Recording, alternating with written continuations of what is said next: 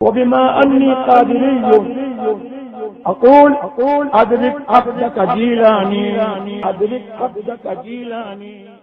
حضرت سیدنا عثمان غنی رضی اللہ تعالیٰ عنہ کی ذات، یوں تو صحابہ کی قربانیوں کا ذکر اللہ کے حبیب صلی اللہ علیہ وسلم نے خود فرمایا کہ میرے صحابہ وہ کہ اللہ کی راہ میں مٹھی بھر جو خیرات کریں، بعد والے احد پہاڑ برابر سونا بھی خیرات کر لیں تو اس مقام کو نہ پہنچنے والے.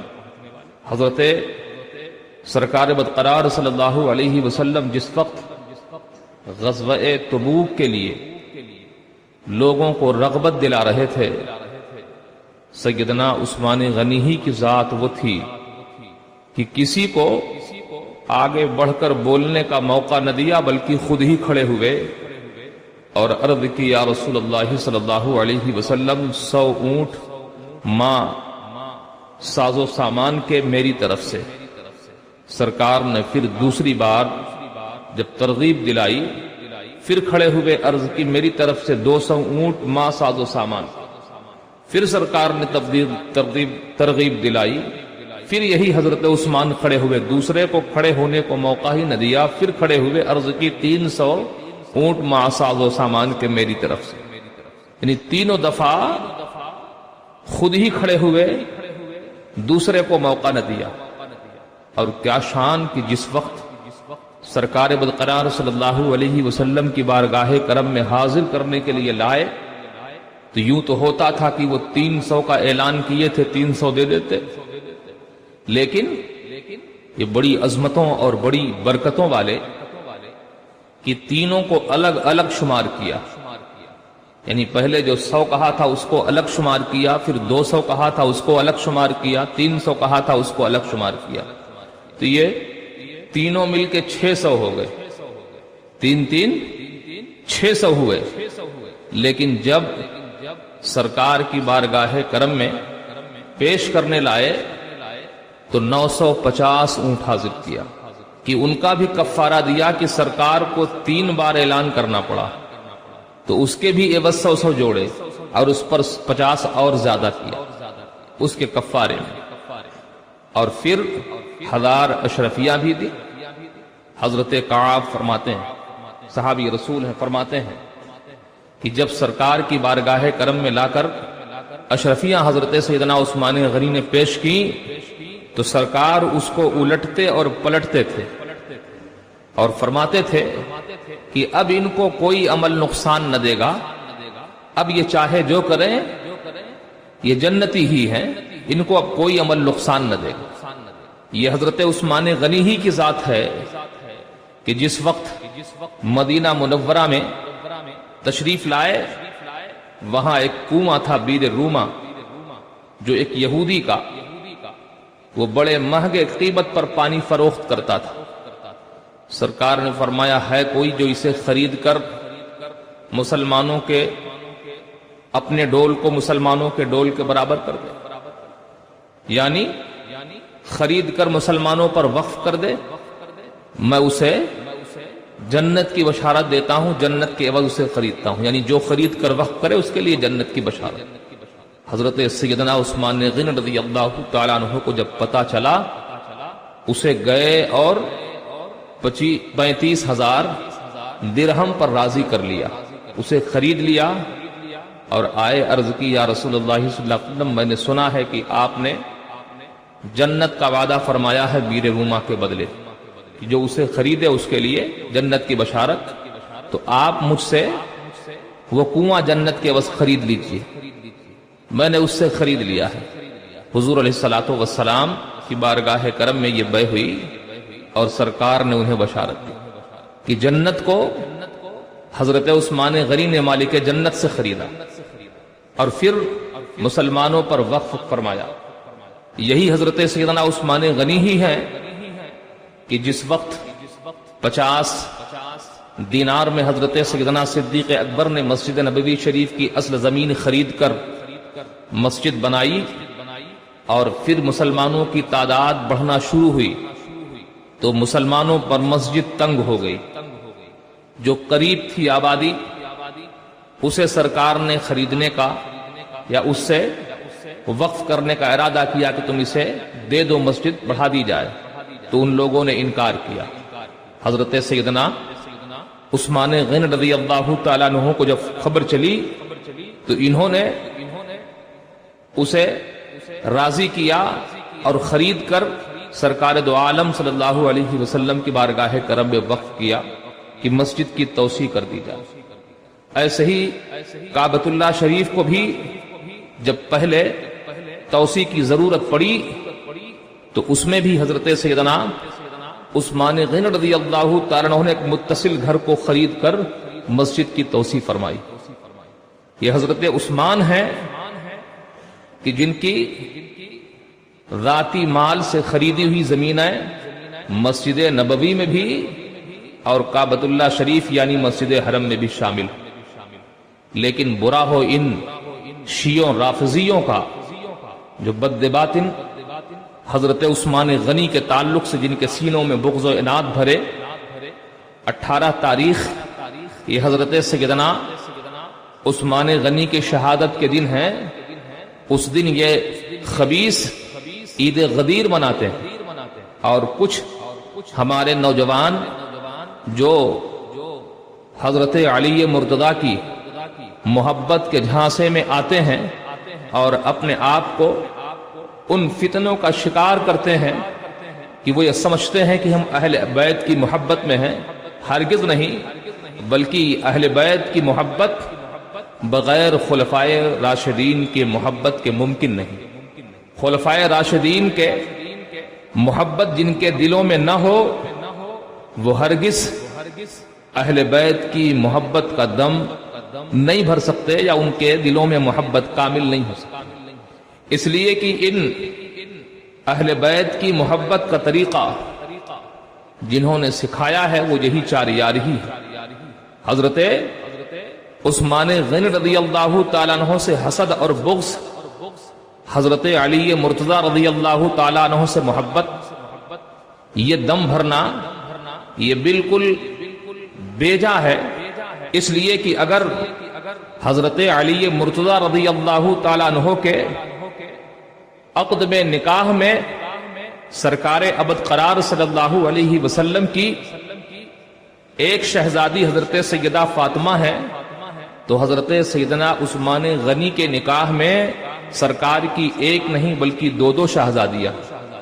حضرت عثمان غنی رضی اللہ تعالیٰ عنہ کے وقت میں جس وقت غزوہ بدر ہوا، حضرت سیدنا عثمان غنی رضی اللہ تعالیٰ عنہ کو حضور سید عالم صلی اللہ علیہ وسلم نے منع کیا کہ آپ بدر نہ جائیں، آپ رقیہ کی تیمارداری کریں۔ حضرت رقیہ بیمار تھی، حضرت رقیہ کی تیمارداری کے لیے انہیں یہی روکا اور فرمایا کہ غزوہ بدر میں شریک ہونے والوں کا برابر کا حصہ آپ کا ہے۔ یعنی یہ سرکار کا اختیار کل دیکھیں کہ یہ صحابہ بدر میں شریک ہوں تو بدری قرار پائیں اور حضرت سیدنا عثمان غنی اپنے گھر میں ہوں تو بدر قرار، یعنی میدان بدر ان کے گھر کو قرار دے دیا، بنا دیا کہ وہ شریک ہونے والے جو مال غنیمت سے حصہ پائیں گے وہ حضرت عثمان کا بھی حصہ ہو۔ تو مالک کل ہیں یہ، ان کے قبضہ و اختیار میں سب کچھ ہے۔ اللہ تبارک و تعالی نے ساری کن کی کنجیاں اپنے محبوب کے دست اقدس میں عطا فرمائی۔ جبھی تو سیدی سرکار تاج الشریعہ نے عرض کیا جہاں بانی عطا کر دیں، بھری جنت ہبا کر دیں، نبی مختار کل ہیں جس کو جو چاہیں عطا کر دیں۔ حضرت سیدہ رقیہ رضی اللہ عنہا کے وصال کے بعد حضور جان نور صلی اللہ علیہ وسلم نے اپنی دوسری شہزادی حضرت سیدہ ام کلثوم کا نکاح حضرت سیدنا عثمان غنی سے فرمایا، اور جب حضرت سیدہ ام کلثوم کا بھی وصال ہوا تو اس وقت فرمایا تھا سرکار نے کہ اگر مجھے میرے پاس 100 بیٹیاں ہوتی تو بھی میں یکے بعد دیگرے عثمان کے نکاح میں دے دیتا۔ تو جس کی شان یہ خود نبی آخر الزمان صلی اللہ علیہ وسلم بیان کریں؟ اگر ان کی شان میں کوئی ہرزہ سرائی کرے تو وہ ہرگز ایمان والا نہیں ہو سکتا. جیسے ہی دو خدا کا ماننے والا مسلمان نہیں ہو سکتا، ایسے ہی خلفائے راشدین کے ایمان کے نہ ماننے والا بھی مسلمان نہیں ہو سکتا. جس کا عقیدہ یہ ہو کہ صرف چند صحابہ کرام مسلمان رہے، باقی والعیاذ باللہ مرتد ہو گئے، تو وہ ایسے ہی کافر ہے جیسے ہی کہ دو خدا کا ماننے والا کافر. جن کی جنت کی بشارتیں خود مالک جنت دیں، اگر کوئی آدھ بدبخت ان کو جہنمی کہے تو وہ خود تو جہنمی ہو سکتا ہے، لیکن اس کی بولی ہوئی باتیں یا اس کی خباثت سے ان بزرگوں کی شان میں کوئی آنچ نہیں آ سکتی. تو اس لیے ان فتنوں سے اپنے آپ کو بچائیں جو نام نہاد مولائی کے فتنے کے شکار ہمارے نوجوان ہو رہے ہیں. جس طرح رد وہابیہ ضروری ہے، ایسے رد شیعت بھی. جیسے ہی ان سے نکاح اور کھانا پینا حرام ہے، ایسے ہی ان سے بھی. اگر کوئی ان سے قربت کرتا ہے تو گویا گمراہی میں شرکت کرتا ہے، اور وہ ایسے ہی گمراہ ہے جیسے وہ گمراہ. یہ فرقہ باطلہ کسی طرح سے دوستی اور یاری کی یارانہ تعلق کے قابل نہیں. جو بھی ان کے قریب جائے گا وہ سوائے گمراہی اور نحوست کے کچھ نہ پائے گا. اہل ایمان کو چاہیے کہ مسلک اہل سنت پر سختی کے ساتھ، یعنی مسلک اعلی حضرت پر سختی کے ساتھ قائم رہیں. ایمان والے آپس میں بھائی بھائی ہیں، لیکن بے ایمانی سے اگر کوئی دوستی کرتا ہے تو اس کے ایمان کا خطرہ. تو حضرت سیدنا عثمان غنی رضی اللہ تعالیٰ عنہ کی ذات وہ ذات ہے کہ جن کے شہادت کی خبر خود سرکار بدقرار صلی اللہ علیہ وسلم نے دی. احد شریف پر جلوگر ہوئے، اس وقت حضرت سیدنا عمر فاروق، حضرت عثمان غنی اور حضرت سیدنا ابو بکر صدیق رضی اللہ تعالیٰ عنہ بھی. احد کانپنے لگا، اور ایک تفسیر میں شیخ فرماتے ہیں کہ وہ محبت سے وجد میں آ گیا کہ آج مجھ پر ایسے قدم آئے کہ جن کی مثال اب پوری دنیا میں نہیں مل سکتی، کہ وجد میں کانپنے لگا اور اس کے اوپر کے پتھر نیچے کو لڑکنے لگے. حضور سید عالم صلی اللہ علیہ وسلم نے اپنی ایڑی سے ٹھوکر ماری اور ارشاد فرمایا کہ اے احد ٹھہر جا، تجھ پر ایک نبی، ایک صدیق اور دو شہید جلوگر. شہادت کی خبر دینا اس بات کی بھی دلالت ہے کہ شہید وہی ہوگا جو ایمان والا ہوگا، شہید وہی ہوگا جس کا خاتمہ ایمان پر ہوگا، شہید وہی ہوگا جو مسلمان ہوگا. ان ساری بشارتوں کے باوجود اگر کوئی ان کو بے ایمان ثابت کرے تو وہ خود تو بے ایمان ہو سکتا ہے، لیکن ان بزرگوں پر کچھ فرق نہیں آ سکتا. اس لیے ایسوں کی صحبت یہ زہر حلاحل ہے. ایسوں سے تعلق اپنے ایمان کو خراب کرنا ہے.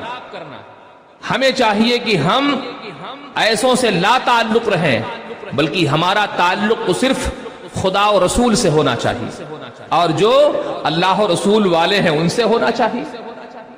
ان کے علاوہ جو ہیں انہیں چھوڑ دینا چاہیے. اللہ تعالی ہم سب کو مسلک اہل سنت یعنی مسلک اعلی حضرت پر سختی کے ساتھ کاربند رہنے کی توفیق عطا فرمائے. حضرت سیدنا عثمان غنی ہی رضی اللہ تعالیٰ عنہ ہی ہیں. حضرت برہ ابن کعب کہتے ہیں سرکار فتنوں کا ذکر فرما رہے تھے. ترمذی شریف کی مشکات شریف کی حدیث ہے کہ سرکار فتنوں کا ذکر فرما رہے تھے. اتنے میں ایک صاحب چادر اوڑھے سامنے سے گزرے تو سرکار نے فرمایا اس وقت تم ثابت قدم رہنا اور یہ اس وقت ہدایت پر ہوں گے. اشارہ کیا، لوگوں سے کہا کہ تم ثابت قدم رہنا، اور حضرت سیدنا عثمان غنی چادر اوڑھے گزرے تو فرمایا لیکن یہ اس وقت ہدایت پر ہوں گے؟ تو حضرت مرہ ابن کعب کہتے ہیں میں اٹھا اور آگے گیا، آگے جا کے میں نے حضرت عثمان کو پکڑا اور پھر گھما دیا، چہرہ سرکار کے سامنے کیا اور پھر عرض کیا یا رسول اللہ صلی اللہ علیہ وسلم کیا یہی؟ تو سرکار نے فرمایا ہاں ہاں یہی۔ اللہ کی بے شمار رحمتیں ہوں صحابہ پر کہ وہ بھی جانتے تھے کہ آنے والے وقت میں بڑے بڑے فاضل دیوبند پیدا ہوں گے، کہیں ایسا نہ ہو کہ وہ یہ کہہ کے گزر جائیں کہ سرکار کو دھوکا ہو گیا، سرکار نے کہا کسی کے اور کے تعلق سے اچانک ایسا ہو گیا کہ حضرت عثمان تھے۔ حضرت مرہ ابن کعب نے سامنے کر کے بتا دیا کہ نہیں یہ کوئی اور نہیں، حضرت عثمان ہی کے تعلق سے سرکار کہہ رہے ہیں، کسی شک اور کسی ریب کی گنجائش ہی نہ رہے۔ تو حضرت سیدنا عثمان غنی کے تعلق سے فرمایا کہ یہ ہدایت پر ہوں گے، اور پھر وہ قریب آئے تو سرکار نے کچھ ان سے سرگوشی فرمائی، ان کا چہرہ زرد ہوا، پھر فرمایا سرکار نے کہ تم اس پر صبر کرنا، اور پھر وہ ہنس پڑے اور استقامت کی دعا کی۔ جس وقت یہ محصور ہوئے، بلوائیوں نے انہیں گھر میں گھیر لیا، اس وقت وہ نشانیاں حضرت عثمان غنی نے خود ذکر فرمائی کہ لوگوں سنو میں تمہیں اللہ کی اور اسلام کی قسم دیتا ہوں، میں ہی وہ ہوں کہ بیر روما کو خرید کر مسلمانوں پر وقف کیا تھا، کیا مجھے پہچانتے ہو؟ میں ہی وہ ہوں کہ جب مسجد نبوی لوگوں پر تنگ ہوئی تو میں نے ہی توسیع کروائی تھی زمین اپنے مال سے خرید کر، آج تم ہمیں اس میں 2 رکعت کی ادائیگی سے روکتے ہو۔ اس طرح انہوں نے نشانیاں ذکر فرمائیں، لیکن وہ بلوائی نہ مانے۔ اخیر میں جب ان پر حملہ کیا، جب حملہ آور ہوئے تو حضرت سیدنا عثمان غنی رضی اللہ تعالیٰ عنہ نے اپنے ہاتھ بھی نہ اٹھائے دفاع کے لیے، یہاں تک کہ سب سے پہلے ان بدبختوں نے ہاتھ ہی کاٹے۔ جس وقت ہاتھ کاٹے سیدنا عثمان غنی رضی اللہ تعالیٰ عنہ اس حدیث پر عامل تھے کہ سرکار نے فرمایا تھا کہ اس مصیبت پر صبر کرنا، تو صبر اتنے عزم و ضبط کے ساتھ کیا کہ اگرچہ مدینے کی زمین مسلمانوں کے خون سے رنگین ہونے سے بچا لیا، اپنے خون سے تو رنگین ہونے دی لیکن مسلمانوں کے خون سے رنگین ہونے سے بچا لیا، اس لیے کہ اگر وہ لشکر کشی کرتے تو کتنی تباہی مچتی، اس لیے کہ وہ خلیفہ وقت تھے۔ اس کے باوجود بھی اس پر صابر رہے اور اس پر ثابت قدم رہے کہ جب انہوں نے ان کے ہاتھ کاٹے تو حضرت سیدنا عثمان غنی نے فرمایا تھا کہ یہی وہ ہاتھ ہیں جنہوں نے سب سے پہلے قرآن عظیم کو لکھا ہے۔ لیکن وہ بدبخت پھر بھی نہ مانے، جب گلا کاٹا تو اس وقت خون کا جو فوارہ سب سے پہلے پڑا قرآن عظیم کے اس آیت مبارکہ جملے پر فَسَيَكْفِيكَهُمُ اللَّهُ کہ ہمارے لیے تو ہمارا پروردگار ہی کافی ہے۔ ابھی بھی تاشقند کی لائبریری میں وہ قرآن عظیم موجود ہے جس پر خون کے دھبے۔ تو حضرت سیدنا عثمان غنی کی ذات وہ ذات کہ نبی کی حدیث پر، نبی کے حکم پر اس طرح ثابت قدم رہے۔ اب اگر کوئی بدبخت اپنے آپ کو حضرت علی یا اہل بیت کی محبت کا دم بھرنے والا کہے اور پھر حضرت سیدنا عثمان پر بھوکے تو وہ شخص بے ایمان تو ہو سکتا ہے، جہنمی تو ہو سکتا ہے، لیکن مسلمان نہیں ہو سکتا۔ اللہ تبارک و تعالی ہم سب کو دین کا نفع بخش علم اور اس پر عمل کی توفیق عطا فرمائے۔